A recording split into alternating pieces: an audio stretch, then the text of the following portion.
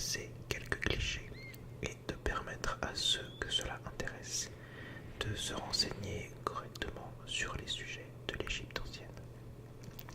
Alors, au début, il était question d'avoir une sorte de menu, mais j'ai fini par trouver ça un peu trop didactique, un peu trop sérieux. Et du coup, je vais finalement suivre, je dirais, l'inspiration des images et des idées qui me viennent à l'esprit.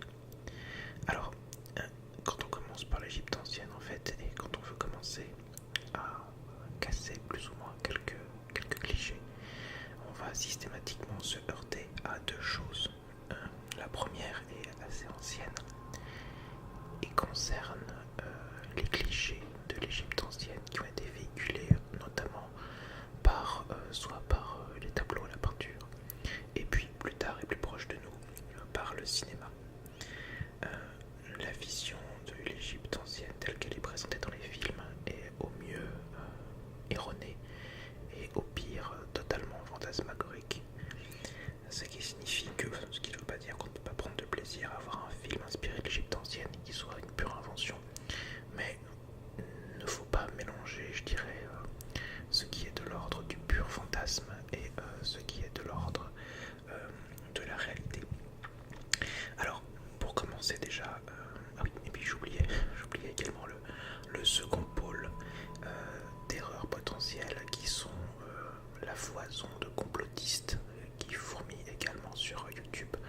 J'ai découvert, plus ou moins avec horreur, qu'il y avait un nombre de personnages se voulant très sérieux et développant des théories complètement absurdes, notamment au sujet des pyramides, qui semblent fasciner. Pour faire un rapide état des lieux sur la question, en 2009, il y a énormément d'inconnus sur les pyramides, notamment sur leur mode de fabrication. Plusieurs théories circulent, mais aucune ne semble a priori convaincre totalement les spécialistes.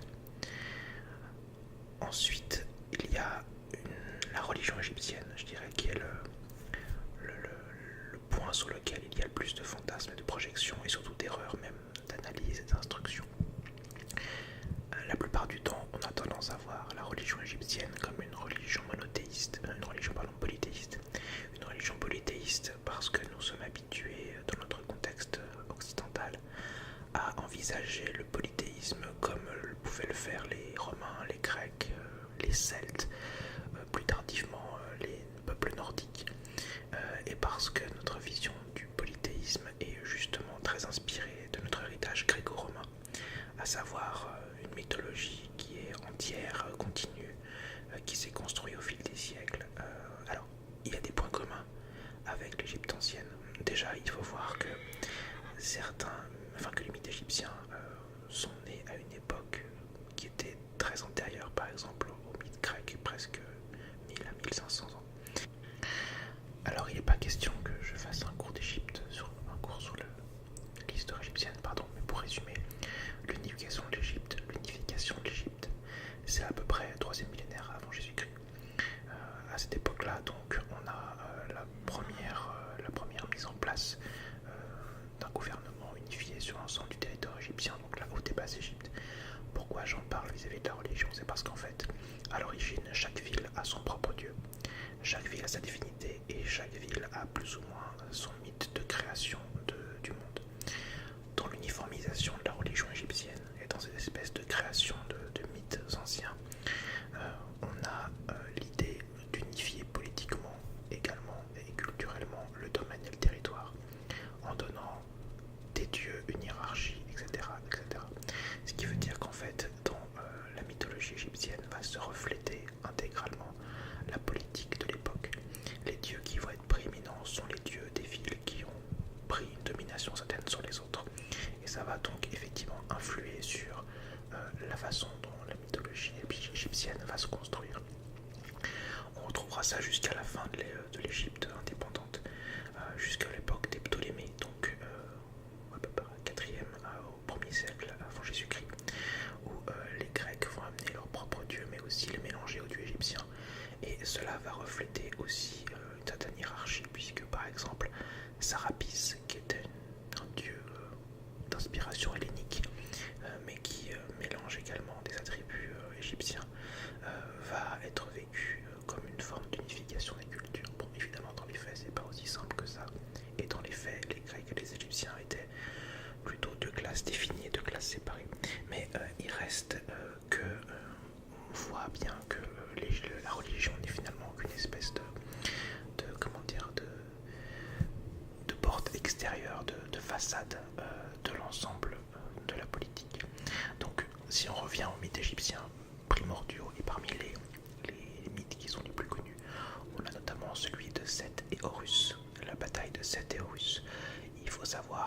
Seth et Horus originaires, ceux qui se battaient l'un contre l'autre, représentaient à peu près donc la haute et basse Égypte, sachant que dans le mythe originel, encore une fois, il n'y a pas de Horus qui serait plus légitime que Seth.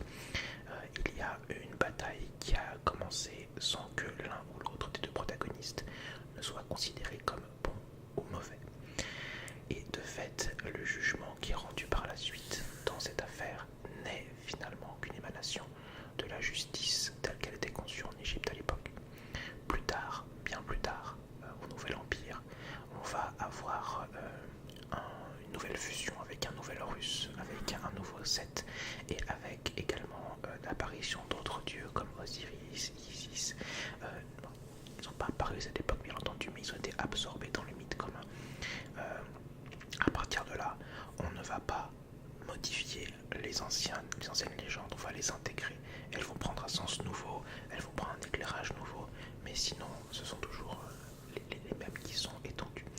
Typiquement, donc, le mythe osirien de Renaissance est arrivé après le mythe originel d'Horus et de Seth. Tout ça pour dire que pourquoi est-ce que nous, aujourd'hui, on a une vision globale complètement posée, fermée, claire et limpide des mythes égyptiens. C'est plus ou moins grâce et à cause de certains historiens grecs qui étaient en Égypte, comme Manéthon, qui a voulu donc donner une explication, rationaliser l'ensemble des mythes, des cultes, et il l'a fait à la grecque en essayant de rationaliser justement ce qui n'était pas forcément. Ça ne dérangeait pas les Égyptiens d'avoir deux dieux différents qui ont à peu près les mêmes attributs et qui ont fait plus ou moins les mêmes choses, ou d'avoir des dieux qui portaient des noms similaires avec de petites différences de la nomenclature, parce que tel ou tel dieu avait un rôle particulier à tel endroit, alors que les Grecs avaient tendance justement à ébarber tout ce qui était un peu différent, pour ne garder qu'une seule version qui était la plus répandue, la plus plausible.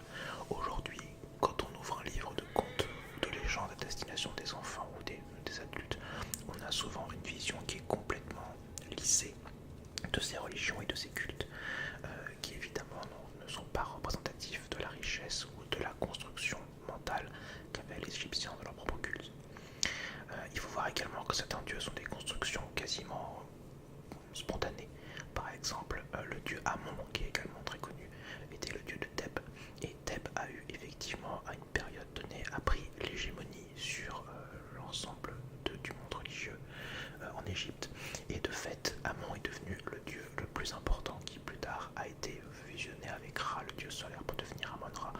Tout ça, ce sont des convenances, et effectivement, quand on a un esprit occidental qui est très marqué par, des mythes fixés, ou du moins qui ont été fixés sur le papier de manière globale pour l'ensemble d'un continent ou de différentes cultures, on s'aperçoit effectivement que ça ne colle pas.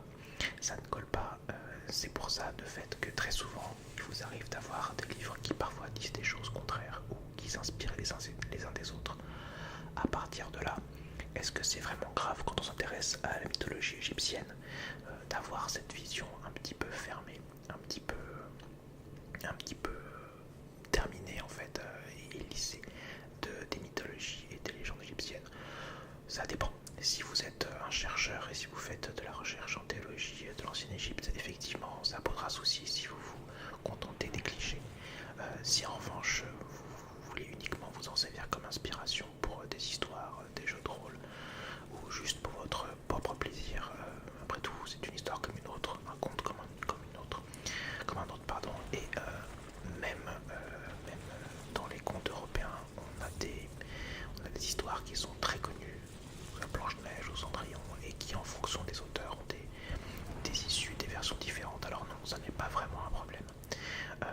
Là, le seul souci que ça peut soulever en fait, c'est que cette vision qui est donc on va dire culturelle, mythologique, légendaire, se substitue très souvent au savoir réel. Et non, il n'y a pas que l'Égypte qui a ce problème-là. On a aussi le Mexique, enfin tout ce qui est aztèque, Inca, etc., qui sont des choses assez exotiques pour nous. Et du fait de cet exotisme, on a tendance à vouloir chercher des vérités, des mystères, des solutions, des explications, des choses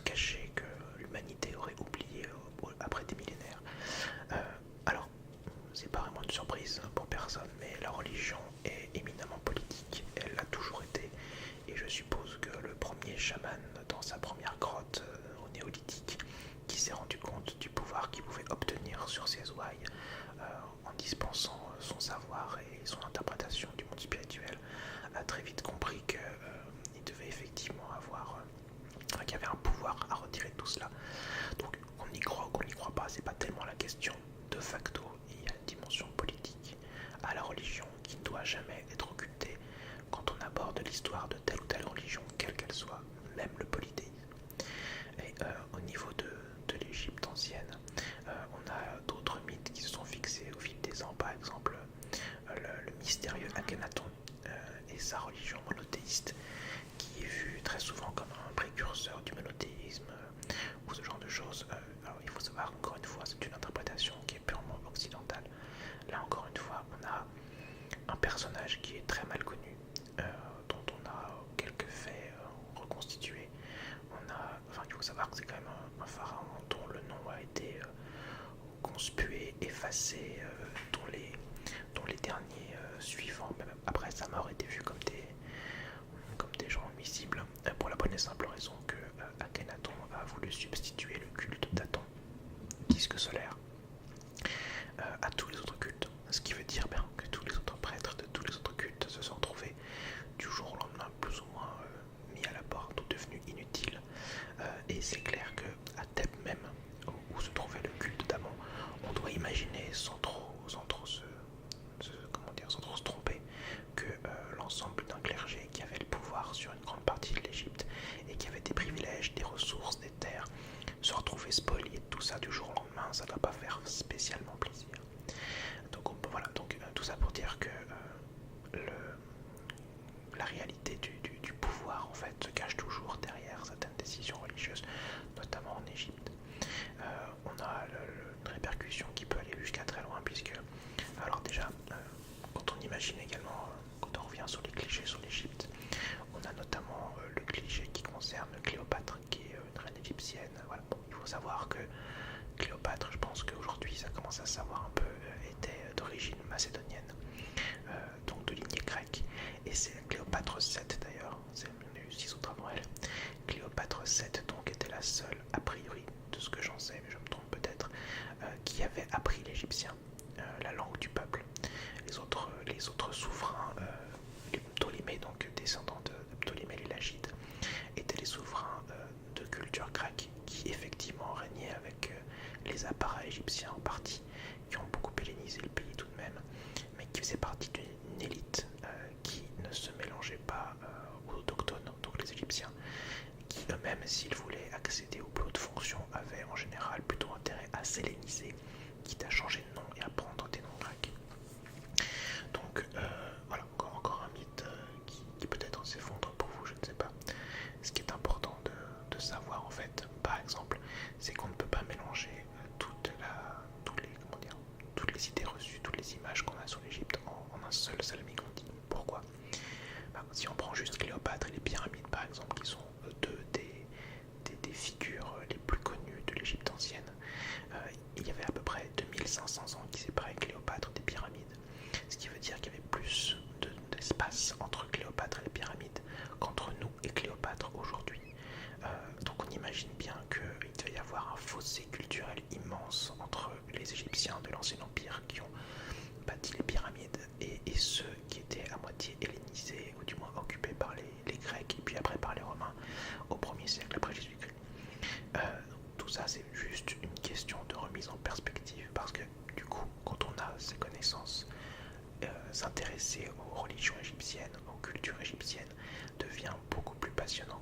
Quand on sort des idées reçues, j'ai envie de dire, on s'aperçoit qu'il y a de nouvelles questions qui se posent, de nouvelles façons d'appréhender les choses, et que l'Égypte devient beaucoup plus riche qu'elle ne semble l'être au travers de ces quelques clichés.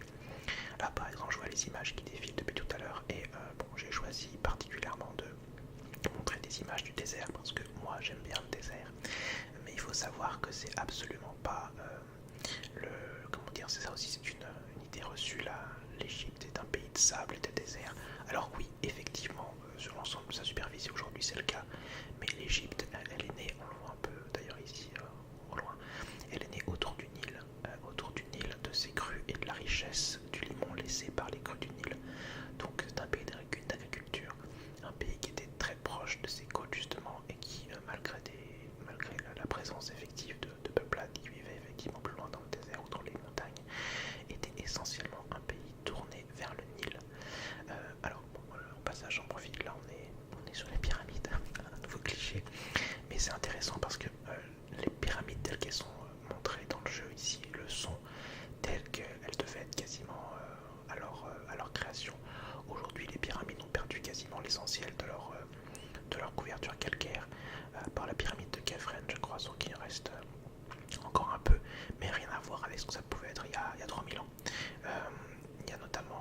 c'est amusant parce qu'il y a un dicton égyptien que j'aime bien, que j'ai appris il y a très longtemps et qui dit l'homme craint le temps, mais le temps craint les pyramides.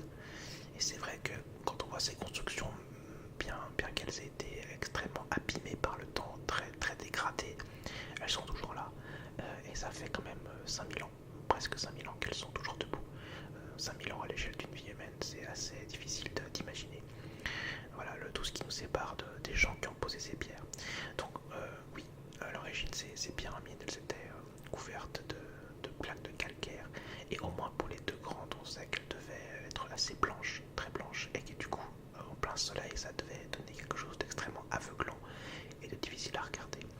La pyramide de Khéops avait un pyramidion en or, ou du moins doré, qui a disparu depuis longtemps. Et la pyramide de Képhren, alors par contre là, je n'ai pas de source, je ne peux pas vous confirmer, je sais qu'elle avait un pyramidion aussi, enfin elle doit toujours l'avoir, mais il y avait, je pense, un revêtement spécial dessus, et je ne suis pas certain qu'il ait été noir comme dans le jeu. Là, j'ai pas de source particulière.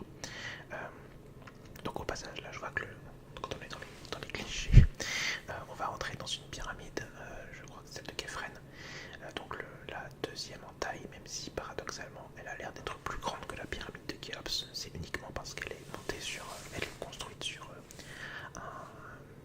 un terrain qui est 10 mètres plus haut que la pyramide de Khéops. En fait, elle est un peu plus petite. Alors, un peu plus petite en termes de dizaines de mètres tout de même. Voilà, donc dans le jeu, ils ont repris, j'ai vérifié, ils ont repris une partie du plan de la pyramide de Képhren tel qu'il est réel. Donc ce tronçon-là est on ne peut plus réel. On a aujourd'hui deux entrées pour entrer dans la pyramide de Képhren, une qui est plutôt au niveau du sol, voire presque du sous-sol, et une qui est plus haut à l'entrée de la pyramide. Évidemment, je ne crois pas que ce soit accessible aux touristes, sauf avec des guides. Maintenant, l'Égypte est pillée depuis des milliers d'années, et à l'époque même où les pharaons étaient enterrés, le pillage allait bon train. Voilà, donc ici la galerie qu'on voit et qui descend est également une galerie qui est à peu près réaliste, en tout cas dans son plan. Il y a évidemment une grande partie de ce qu'on verra dans ces images est totalement inventée, notamment dès qu'il s'agit de passer sur un passage secret, on peut imaginer que évidemment ça n'existe pas. Mais bon, tout ça pour dire que les pyramides ont nourri des fantasmes hallucinants. J'en parlais au début de la vidéo, effectivement, on a également pas mal de gens qui sont même allés jusqu'à se filmer devant les pyramides. Ça fait tellement plus classe et tellement plus réaliste pour étayer des théories complètement fumeuses. Voilà. Quand on parle d'aliens avec les pyramides, ça fait sourire, mais il y a des gens qui croient vraiment à ce genre de choses, qui voient des symboles, des réceptacles, enfin, voilà. Après, il faut bien comprendre une chose, c'est que, comme je disais tout à l'heure, on a 5000 ans qui nous séparent de ces gens, et quand on voit qu'on a déjà du mal à se comprendre parfois d'une génération à l'autre, on peut imaginer que 5000 ans en arrière, les considérations de tous les jours de gens dont on ne connaît absolument rien, ni du référentiel culturel, ni des obligations quotidiennes, enfin voilà, on peut imaginer que si on devait raconter une blague à un Égyptien aujourd'hui, il ne comprendrait absolument rien parce qu'il n'a pas de référence culturelle, et c'est exactement pareil. Bon, évidemment, certaines choses n'ont pas changé, manger, boire, dormir, ce sont des obligations, mais toutes ces choses qui ont l'air d'être évidentes, l'hygiène, voilà, ne sont absolument pas des constantes d'un peuple à l'autre. On le sait déjà, mais alors d'une génération à l'autre, on peut imaginer que ça change également. Et puis, avec 5000 ans d'écart, tout de suite, ça pose, voilà, donc là on rentre dans une partie imaginaire de la pyramide, mais qui était assez bien rendue, puisque du coup, ils se sont quand même donné du mal pour qu'il y ait une cohérence. Alors il faut savoir que là, je dégraisse un peu là sur Assassin's Creed, mais comme j'avais dit, je fais ça à l'improvisation. Pardon. Donc oui, il faut savoir que Ubisoft, l'éditeur du jeu, se donne quand même beaucoup de mal pour avoir un réalisme historique certain. Et leur politique en fait, c'est de ne plier le réalisme que pour l'intérêt ludique, parce qu'après tout, ça reste des jeux. Il faut que ce soit amusant. Là par exemple, cette salle n'existe pas, mais la présence de Bark dans les temples, dans les tombeaux égyptiens, des rois notamment, n'a rien d'incongru, puisqu'il y avait toute une mythologie autour de la barque solaire de Ra, et que beaucoup d'analogies sont faites dans les objets qui sont laissés dans les tombeaux égyptiens. Les petits personnages qu'on voit, les Ushabti, là, sont des reproductions de serviteurs qui sont servir le pharaon après sa mort, et effectivement on en retrouve dans beaucoup de tombes.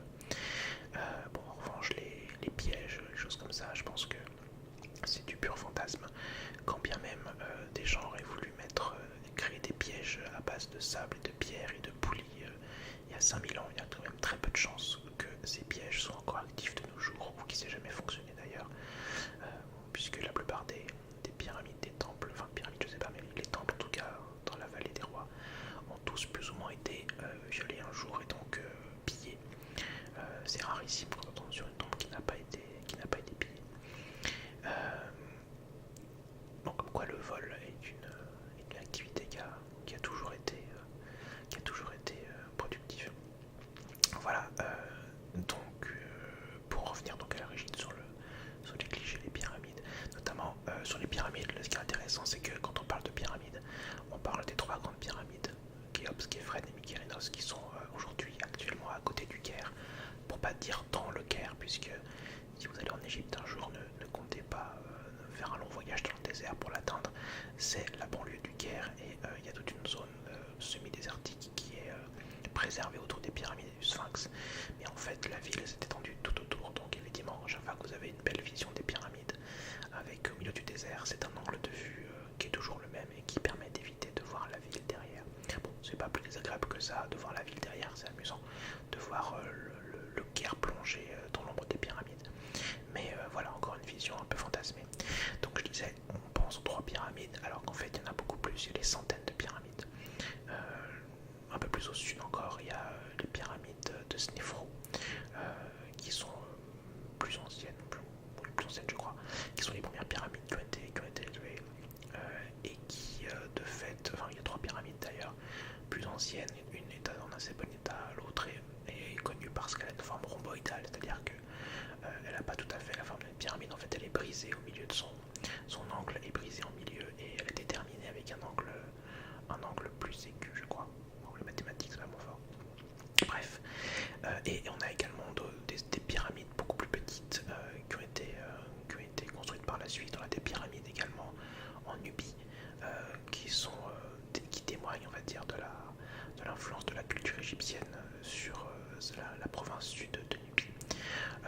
Et inversement, puisqu'on a eu des pharaons égyptianisés d'origine nubienne qui ont participé à la réunification de la culture égyptienne. Bon, j'arrive à la fin de la vidéo.